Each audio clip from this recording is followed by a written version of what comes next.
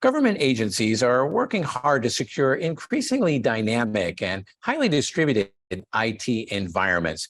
And for officials responsible for securing agency IT systems, the job of defending today's dynamic perimeter has also become increasingly complex.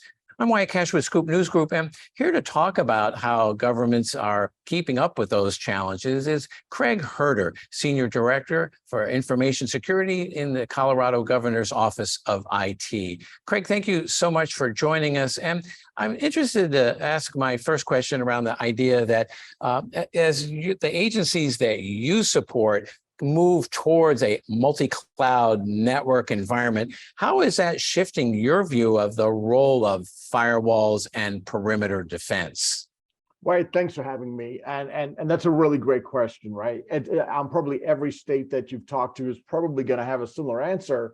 We are in a world where everything is moving to the cloud. You're right, multi-cloud. You can't just say, we're only an AWS shop, because we've got all these different variations. It's like a menu anymore, the cloud, as to what type of service you're going to obtain. And once that's done, is it's moved us away from having that single point of entry where everything comes into our data center. We have these layers of firewalls that protect that coming in, and we put a lot of defenses there. And we've really had to retrain our way of thinking and our way of engaging, and really approach it and change our strategy with the cloud, because you've got innumerable points of entry now once you put something in the cloud.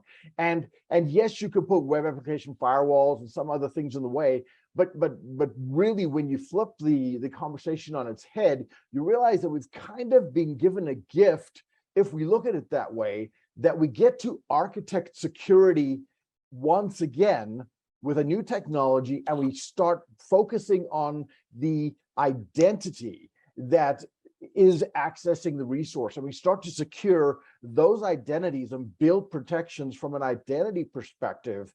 And then I'm not saying that firewalls become irrelevant. They still serve their purpose, but when you protect from an identity first perspective, you're controlling access, you're controlling what they can do, you're limiting what sort of pivoting someone could take advantage of if they were to access an account. So really rethinking, re-architecting, and building from identity has been a real change in the way that we've started approaching cloud and security. Well, and then I'd like to explore a little more about, we're also seeing obviously an exponential growth in data and an increasing volume of traffic, and then in turn, the need to encrypt and decrypt that traffic. So how is that reshaping your view of what I'll call more modern firewalls and what they need to accomplish? One thing I found in talking to our network security team is that the encrypt and decrypt function is really a really processor heavy behavior on many firewalls, and it really changes the conversation, because you really have, when you're instituting a firewall and you are using encrypt and decrypt, when in your traditional data center model, you really have to have infrastructure that's capable of handling all that traffic. Because you're right, traffic is the volumetric traffic increase is amazing, ridiculous. Choose how you want to describe it. It's just crazy how the traffic's changed over the years. And then when you start thinking about changing your perspective to be the identity that you're protecting, now that identity and the object, the data, have a relationship that you're establishing, and you're establishing controls in that relationship, and the encrypt and decrypt is not necessarily happening at a choke point like a firewall that's going to restrict and burn down to a halt because of all of this traffic. You're actually able to facilitate that encrypt decrypt through proper identity management and identity creation and the relationship building things that you put in place, things that many people have heard the term ZTA, or zero trust, and really building in that process and that methodology changes how encrypt and decrypt can happen in a more secure fashion. Well, Colorado, like many states, has been making a lot of investments to improve its infrastructure and security and its modernization of those. Can you talk a little bit about where you're seeing that paying off, and particularly with this idea of investing in a more dynamic perimeter? Absolutely. You know, one of the things that our legislature was really kind to is we went to them as an OIT group and said, you know, we've really got to put some cards on the table and say we're carrying some tech debt.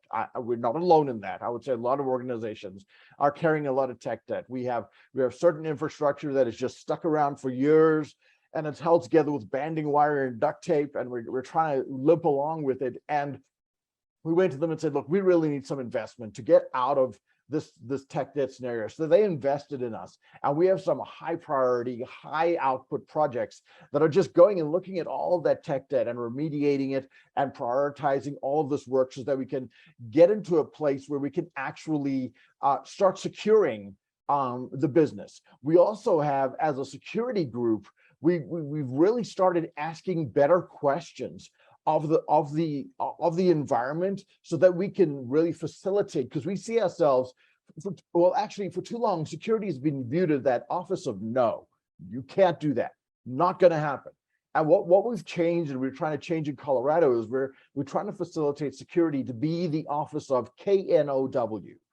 If we know what you're trying to accomplish, we can help you accomplish it in a secure fashion. Meet goals, meet timelines, meet budgets. Let's cooperate. Let's consult together. Let's work on this together. And then what we found is that we're positioning ourselves to better ask the questions the business is asking, so that we're actually providing value, because a lot of security teams are just out there providing all these reports and all these dashboards and everything like that. And your C-suite is going, well, how's that going to help me? What does that actually mean? So really getting into the weeds with the business and showing value and producing answers to the questions the business is asking. And again, back to that identity as the perimeter, really securing it from that identity first perspective.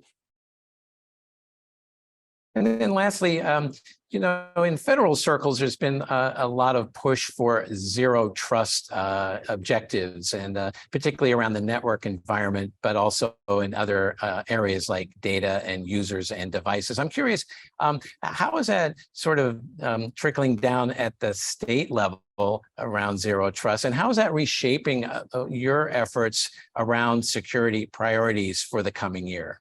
You know, we always kind of look to the federal government to kind of see what they're doing, because they kind of lead the way sometimes, and other times they're not.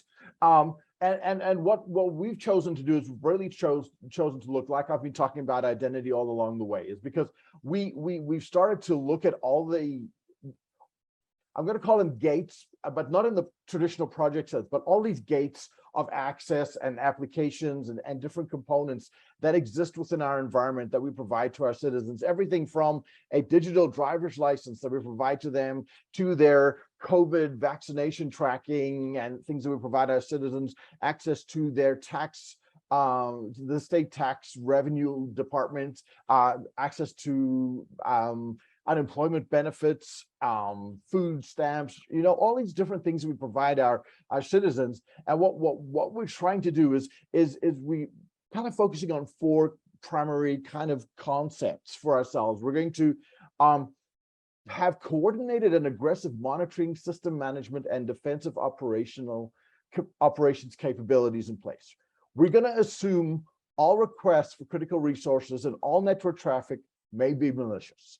We're going to assume that all devices and infrastructure may be compromised, and we're going to accept that all access approvals to critical resources incur risk, and be prepared to perform rapid damage assessment, control, and recovery operations. And with those four things in mind, we're going to be assessing the business, assessing the application, assessing the service, and asking those four questions of those services, and trying to find the way to build that identity first security. It's not just a methodology, it's really a security culture for the business, the enterprise, and the citizenry of Colorado.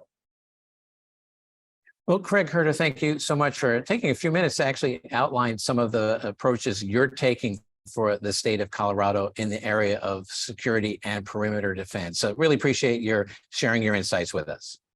So great, Wyatt. I really appreciate the time. Thank you.